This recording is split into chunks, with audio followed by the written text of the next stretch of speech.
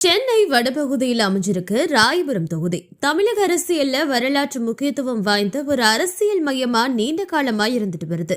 இந்த தொகுதி சாதாரண தொகுதி இல்ல. பல ஆண்டுகளா கட்சி வலிமை, சமூக அமைப்பு மற்றும் வாக்காளர் மனநிலையை பிரதிபலிக்கும் ஒரு பாராமீட்டர்னு அரசியல் விமர்சகர்கள் குறிப்பிட்ட அளவுக்கு முக்கியத்துவம் பெற்றது.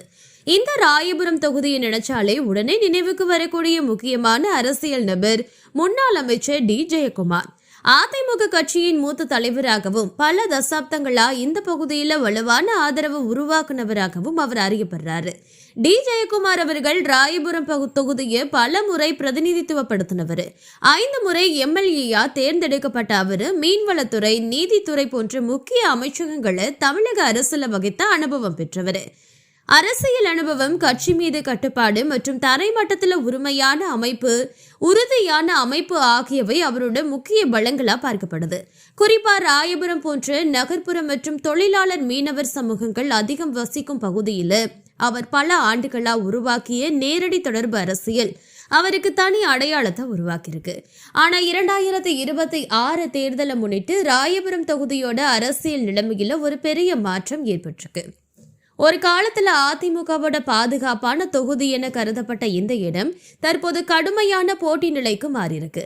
இதற்கான முக்கிய காரணமா 2021 சட்டமன்ற தேர்தல் முடிவுகள் பார்க்கப்படுது.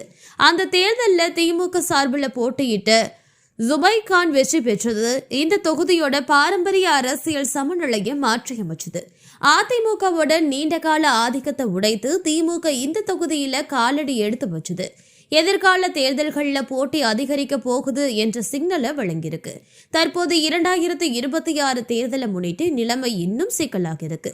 இந்த முறை ராயபுரம் தொகுதியில 2 கட்சிகளுக்கு இடையே நேரடி போட்டி மட்டும் இல்ல, மாறா பல கட்சிகள் களமிறங்கி இருக்கிறதால இது 3 அல்லது 4 முனை போட்டியா மாறியிருக்கு. அதிமுக சார்பில் மீண்டும் டி ஜெயக்குமார் களம் இறங்கியிருக்காரு. திமுக சார்பில் மீண்டும் டாக்டர் ஜுபைர்கான் போன்ற முகம் களமிறங்குறாங்க. இதனோட நாம் தமிழர் கட்சி மற்றும் தமிழக வெற்றி கழகம் போன்ற புதிய மற்றும் வளர்ந்து வரும் அரசியல் சக்திகளும் இந்த தொகுதியில வாக்குகளை பிரிக்கும் வகையில போட்டியிடுறாங்க.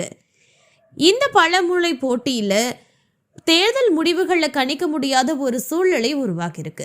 முன்னதா இருந்தது போல ஒரு கட்சி தெளிவா முன்னிலை வகிக்கிறது என்று சொல்ல முடியாத நிலை தற்போது உருவாகியிருக்கு. ஒவ்வொரு வாக்கும் முக்கியமானதா மாறி இருக்கிறதால வாக்காளர் மனநிலையை புரிஞ்சு கொள்றது கடினமாக இருக்கு. ராயபுரம் தொகுதியில சமூக அமைப்பு இட்செல்ஃப் அரசியல் முடிவுகளை தீர்மானிக்கிற முக்கிய காரணியா இருக்கு. இந்த பகுதியில மீனவர் சமூகங்கள், தொழிலாளர்கள் வர்க்கம், சிறுபான்மையினர் மற்றும் நடுத்தர வர்க்க மக்கள் அதிகம் வசிக்கிறாங்க. குறிப்பா மீனவர் சமூகத்தின் வாக்கு இந்த தொகுதியில மிகுந்த தாக்கம் செலுத்தும்னு அரசியல் பகுப்பாய்வாளர்கள் சொல்றாங்க. கடலோர பிரச்சனைகள், மீன்பிடி உரிமைகள், வேலை வாய்ப்பு, குடியிருப்பு வசதிகள் போன்றவை இங்கு முக்கிய தேர்தல் பிரச்சனைகளா இருக்கு. ஜெயக்குமார் அவர்கள் பலத்தை பார்க்கும்போது அவரோட நீண்ட கால அரசியல் அனுபவம் மற்றும் ராயபுரத்தில் உருவாக்கிய வலுவான அடிப்படை அமைப்பு அவருக்கு பெரும் ஆதரவா இருக்கு.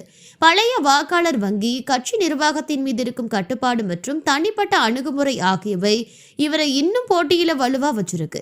குறிப்பா வயதான வாக்காளர்கள் மற்றும் அதிமுக ஆதரவாளர்கள் மத்தியில அவர் மீது இன்னும் நம்பிக்கை காணப்படுது.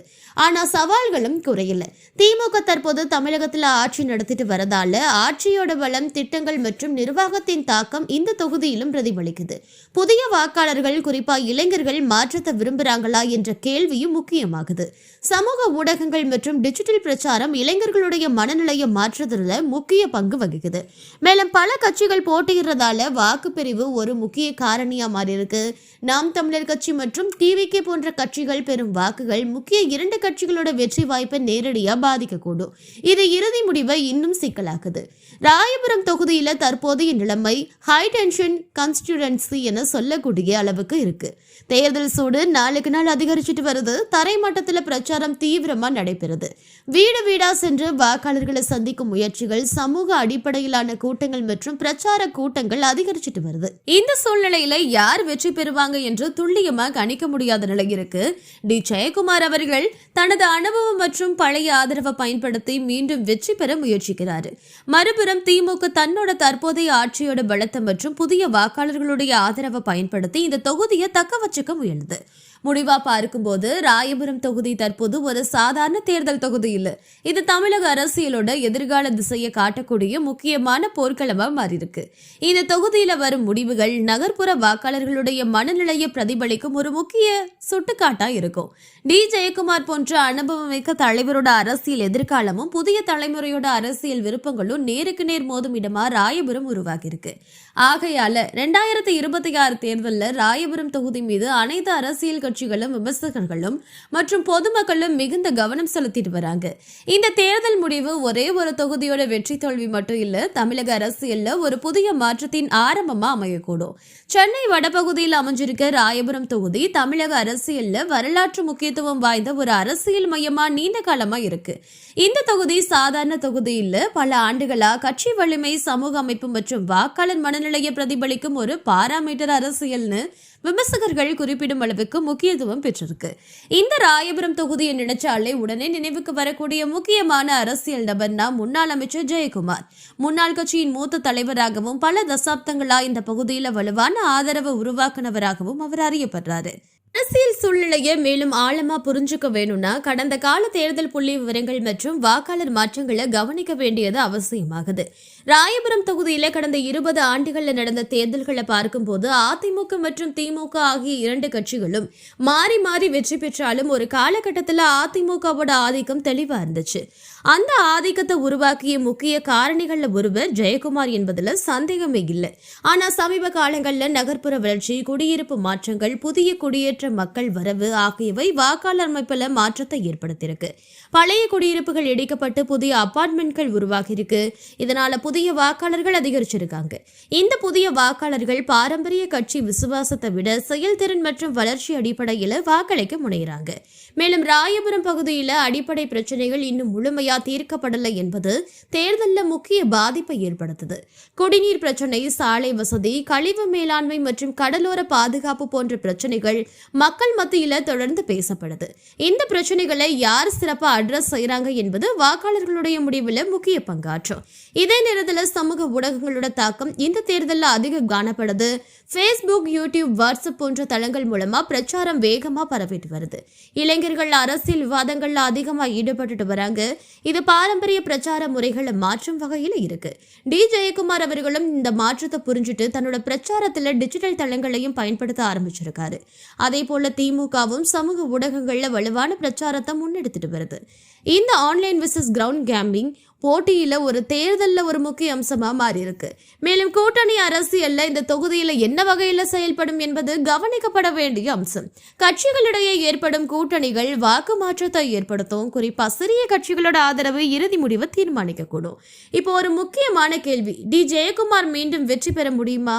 இதற்கு ஒரே பதில் இல்ல. அவருக்கு அனுபவமும் இருக்கு, ஆதரவும் இருக்கு, ஆனா எதிர்ப்பும் இருக்கு. மாற்றம் விரும்பும் வாக்காளர்கள் எண்ணிக்கை அதிகரிச்சிருக்கு. இதனால போட்டி மிகவும் நெருக்கடியா தான் மாறி இருக்கு. மறுபுறம் திமுக தன்னோட ஆட்சியோட பலத்தை பயன்படுத்தி வளர்ச்சி திட்டங்கள் மற்றும் நலத்திட்டங்கள்ல முன்னிறுத்தி வாக்காளர்களை கவர முயற்சிக்கிறாங்க. ஆனா அந்த திட்டங்கள் தரைமட்டத்துல எவ்வளவு தாக்கம் செலுத்தியிருக்கு என்பது தேர்தல் முடிவுல தான் தெரியும். இறுதியா ராயபுரம் தொகுதி இந்த முறை ஒரு சாதாரண தேர்தல் களம் இல்ல, இது ஒரு பொலிட்டிக்கல் பேட்டில் கிரவுண்ட். அனுபவம் விசஸ் மாற்றம், பழைய ஆதரவு விசஸ் புதிய வாக்காளர்கள், தரைமட்ட பிரச்சாரம் விசஸ் டிஜிட்டல் பிரச்சாரம், இவை அனைத்தையும் ஒரே நேரத்துல மோதும் இடமா இது மாறி இருக்கு. எனவே 2026 தேர்தலில் ராயபுரம் தொகுதியோட முடிவு ஒரு எம்எல்ஏ யாரா இருப்பார் என்பதை கடந்த ஒரு பெரிய அரசியல் சிக்கலா மாற்றும். இது தமிழக நகர்ப்புற வாக்காளர்களுடைய மனநிலையை வெளிப்படுத்தும் ஒரு முக்கியமான முடிவா அமையும். அனைத்து அரசியல் கட்சிகளும் இந்த தொகுதியை மிகுந்த கவனத்துடன் நோக்கிட்டு வராங்க. இதனால அனைவரின் பார்வையும் தற்போது ஒரே இடத்துல ராயபுரம்.